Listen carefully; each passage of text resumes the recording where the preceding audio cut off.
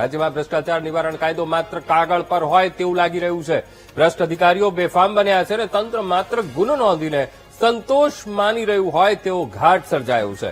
સુરતમાં એક જ અધિકારી ફરી વખત લાંચ લેતા પકડાયો. ઉધના ઝોનનો આસિસ્ટન્ટ એન્જિનિયર જિગ્નેશ મોદી લાંચ લેતા રંગે હાથે પકડાયો છે. પાણીની લાઇન નાખવાના બિલ મંજૂર કરાવવા માટે 50,000 રૂપિયા તેણે માંગ્યા હતા.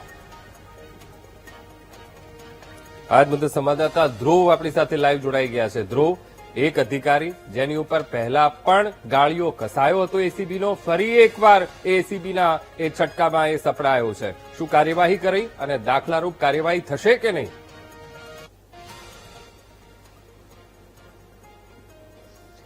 બિલકુલ, સુરત મહાનગરપાલિકાનો એક એસએમસીનો અધિકારી એક વખત નહીં પરંતુ ફરી એક વખત એ જ મોડેસ ઓપરેન્ડીથી લાંચ લેતા પકડાયો છે. પાણીની લાઈન નાખવા બાબતે આ વખતે તેને 50,000ની લાંચ માંગી હતી અને 45,000 રૂપિયા રંગે હાથ એસીબીના છટકામાં તે ભેરવાયો છે. એટલું જ નહીં પરંતુ આ જ રીતે તે અગાઉ પણ કતારગામ ઝોન વખતે 15,000ની લાંચ માંગી હતી. આપણી સાથે એસીપી સાહેબ જોડાયા છે, તેઓની સાથે વાત કરીશું.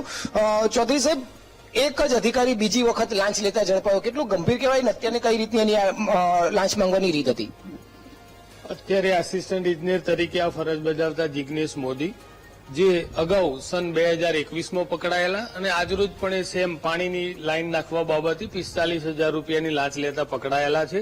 આ ખૂબ ગંભીર બાબત છે. અમારા નિયામક સાહેબ પણ આ બાબતને ખૂબ ગંભીરતાથી લઈ રહ્યા છે અને આમની અપ્રમાણસર મિલકતો વગેરે મુદ્દાઓની પણ અમે તપાસ કરનારા છીએ અને જે કોઈ પણ પરિણામો આવશે એ અમે આપની સમક્ષ મૂકીશું.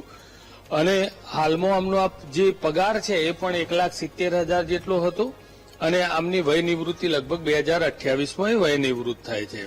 આમ સમગ્ર બાબતમાં હાલમાં એમણે 45,000ની લાંચની માગણી કરતા રેડ હેન્ડ પકડાયેલા છે અને હાલ ઇન્વેસ્ટિગેશન ચાલુ છે. આગળ જે પરિણામો મળશે અમે આપની સમક્ષ આપના માધ્યમથી મૂકીશું.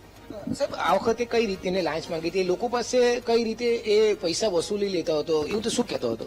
નહીં, આ પાણી પુરવઠા ને ગટર એનું આમનું મુખ્ય કામ છે અને એમાં જે બી કામ થતું હોય એ કામ જે બી કોન્ટ્રાક્ટરો કે ફરિયાદીઓ અથવા તો કોઈ સોસાયટીઓ વાળાને ગટરો નાખવાની હોય જે તો એમના જો કોઈ મુખ્ય માણસ હોય એમની પાસે જે કામ કરવાનું એના 5%, 10%, 8% એમ પર્સન્ટેજ વાઇઝ જે બિલો મંજૂર કરવાના હોય એ બિલ મંજૂર કરવાના અવેજ પેટે આ પૈસા માંગતા હતા.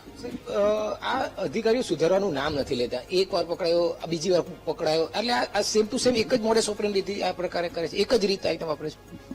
નહીં, રીત એવું નહીં, સુધારવાનું નામ. આમાં કેવું હોય, ઘણા લોકોની આવી આદત હોય અને આ રીતે એ પકડાઈ જતા હોય છે. બાબત સપાટી પણ આવતી હોય છે અને આ એન્ટી કરપ્શન બ્યુરો અમે તો હું આપના માધ્યમથી તમામ નાગરિકોને હું અપીલ કરું છું કે અમારો 1064 નંબર છે, આપ કોલ આપો અને આવું કંઈ પણ તમને ગેરકાયદેસર લાંચ અથવા આવા સંજોગો હોય તમે અમને કોલ આપો. અમે 100% અમારું એન્ટી કરપ્શન બ્યુરો આખું ગુજરાત રાજ્ય નિયામક સાહેબ અમારા અને સરકાર પણ આ મુદ્દાને ખૂબ ગંભીરતાથી લઈ રહી છે અને અમને ઝીરો ટોલરન્સની નીતિથી જ કામ કરવાની સૂચના છે અને અમે આ જ રીતે ભવિષ્ય પણ કામ કરીશું.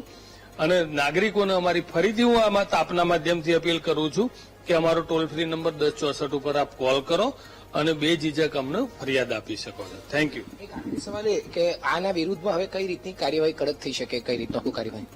એ અમે આખું એની એક યોજના અમારી છે જ, એ બનેલી જ યોજના છે, અમે બનાવી છે અને યોજના આપનું નજીકના જ ભવિષ્યમાં અમે આપના માધ્યમથી બતાવીશું ને સપાટી ઉપર આવશે. Thank you.